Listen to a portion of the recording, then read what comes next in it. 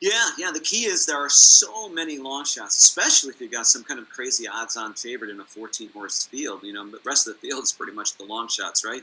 Right. So yeah, you could have as many as in some years, depending on the field size and the chalk. You could have 100 horses that are going off at 15 to 1. So this year's no exception. There's probably about 90 that'll go off at about those odds. And the key is there's so many, and you can't bet them all. So that's probably what the number one asset is of the super screener is really, kind of hunting through the races here and finding those hard to find and hard to have long shot bombers. So we've got 5 of them here. There are more, and the book goes into that, but here are the 5 that we just can't wait to include in my own personal wagers. So KD Dreamin', running in the Breeders' Cup Juvenile Filly. This horse can't get a break. And that's what happens in the prep races. You get a lot of these short fields, the pace is a little soft, and if you've got any kind of late kick, it's really hard to impact in those smaller, compact, slow-paced races. So this horse now finally gets pace, a lot of pace in that race. And what he also has is tremendous Santa Anita racetrack experience, so we can't deny that that's a very much of a positive in this case, especially for a closer. And then also just from a form cycle analysis, if you watch the progression in this horse, you can just see the, even without drawing the picture, you can see that nice progression, slow step. She's just sitting on a gargantuan race, finally gets the pace to close into, past a lot of tiring horses. Awesome. And then we have in the Filly Mare Sprint, Dawn to the Destroyer. I've lost a lot of money on using Dawn to the Destroyer in these slow-paced, compact fields out east. But this race, and I have to go back and look at it. There have been some defections once kind of all the preferences were announced. But at the writing here of earlier this week, she was the lone closer angle. So Wow. the only closer in a race where the pace projects to be much hotter than par. A lot of pressure, about 6 horses just within a length or 2 of each other, just pushing each other to their limits. They're going to be all in. So finally, Dawn Destroyer, and if you look at her races, they've all been soft-paced races. And when she early in her career had some hot paces, she just kills it, right? So she's a really, really important single. Could win this race at really some huge odds. Wow. Love that one. All right. And this is the one that I keep dreaming about. We've had that, right? Where Yeah. you keep going, you go, man, I keep thinking about this horse. Keeps coming back. This one's called Legends of War, and it is in that very salty turf sprint that we'll talk about in a minute. But this is a Doug O'Neill horse. He has another one in here that has that won here recently. Names escape me here because of the nest. But this horse is the stablemate will not get the wagering attention at all. And if you look at if you just look at speed ratings, they're not going to jump off the page. You're not going to be really impressed. But what you have to look at is this horse is the ultimate in terms of consistency, lays out energy in a really balanced way, has experience in these shorter sprints, which is really key, as you and I know. 5 furlongs, you need to be a specialist Right. in order to impact in those races, and we talk about that in the book. But this horse is also dropping back in distance after showing speed, so just going to be that much sharper when it comes to the close. So we'll be fairly up close, but now we'll have, because of the drop back, we'll have a lot more late kick energy to sustain that run to the end, hopefully with a clear trip. And another one where, and you know how important form cycle analysis is to us, but that if you look at it, the horse's races have been spaced perfectly to allow the horse now to peak here come next weekend. So this one could go off at 25 to 1 at least, and has a great shot actually to win this race. So love that one. Here's the controversial horse that everyone's been talking about. Some are questioning the training regimen on this horse, but Diamond Oops. Diamond Oops had some injury problems. Was a really good horse, but had to be put away to recover.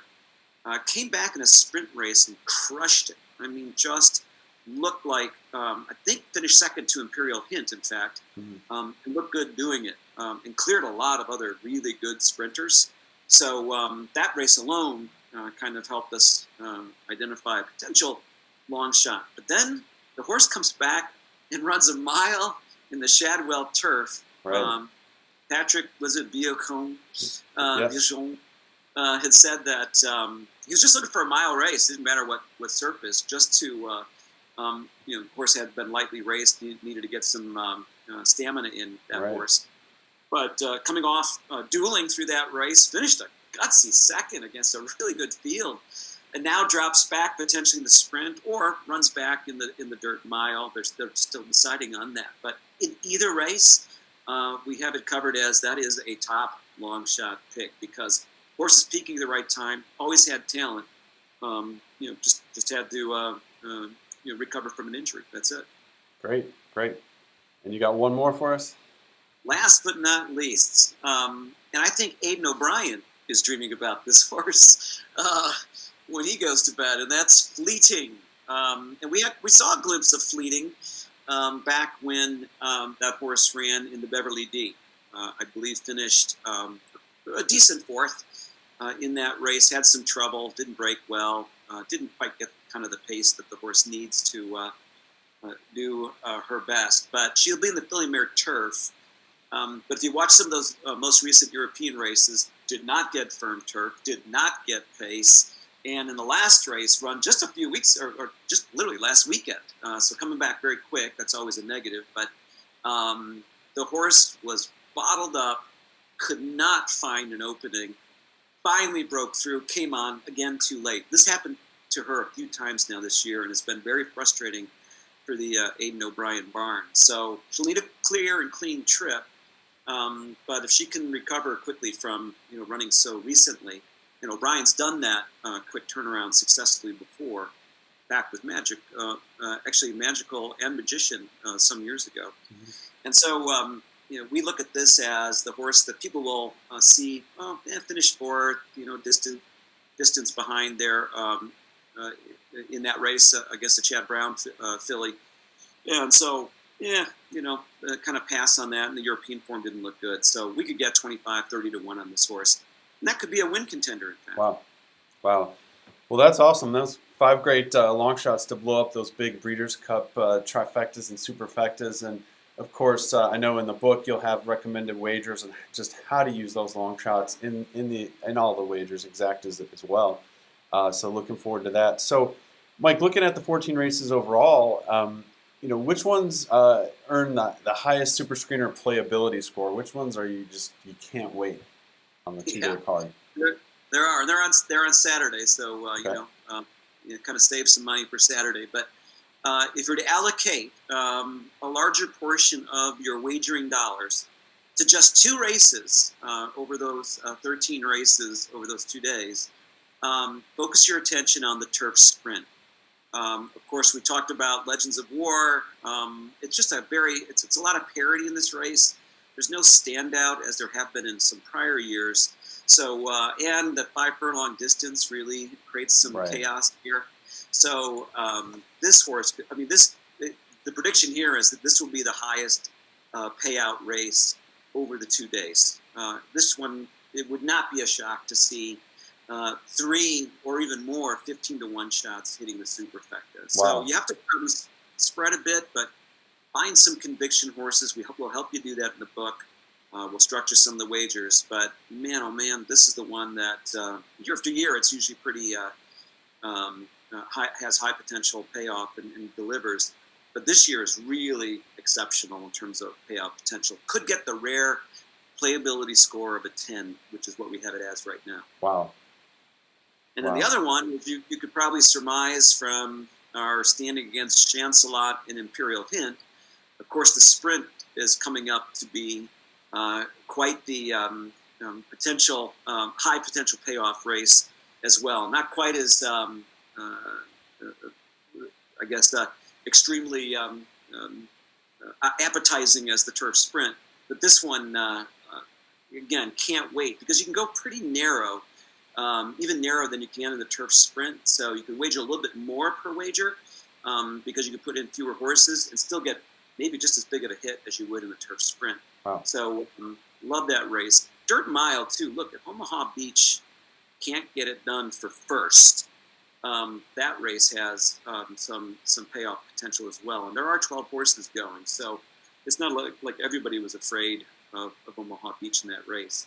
But anyway, if you want to allocate $8, those are the two races to put most of the wagering into. Go for not even the home run, but the grand slam, right? And those type of things. Turf sprint's the grand slam, and the sprint would be your big home run. Yeah, those are the kinds you hit one of those trifectas or superfectas, even for the minimums, and that can cover your whole weekend. That's exactly it. That's typically what happens most often, as you and I have experienced. All we need is one good hit over that 2-day period, and it just literally makes the weekend, sometimes the year. Yep, that's true. That's awesome. Well, can't wait for the 2 days of Breeders' Cup. Also looking forward to the final Super Screener edition with all the recommended wagers. And we'll all go fast, and hopefully we'll all win. All right, thanks, Mike. We'll talk to you soon.